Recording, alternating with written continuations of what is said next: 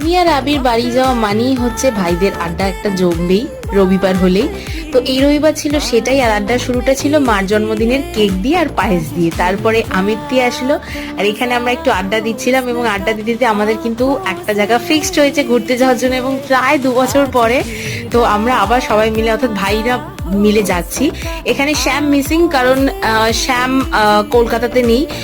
ও যেহেতু out of station আছে তাই জন্য ও আমাদের সাথে যাবে না। আর সেই ঘুরতে যাব এই আনন্দেই কালকে আমাদের ট্রিট ছিল fried rice, chilli chicken, dry chilli chicken আর স্যালাড, চাটনিটা দেখানো হয়নি।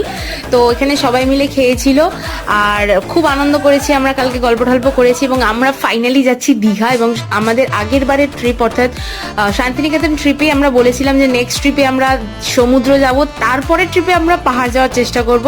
তো ভিডিওটা যদি তোমাদের ভালো লেগে থাকে লাইক কমেন্ট চ্যানেল সাবস্ক্রাইব করে দিও। আর শান্তিনিকেতনের ট্রিপ আমি এখানে ডেসক্রিপশনে লিঙ্ক দিয়ে দেবো। তো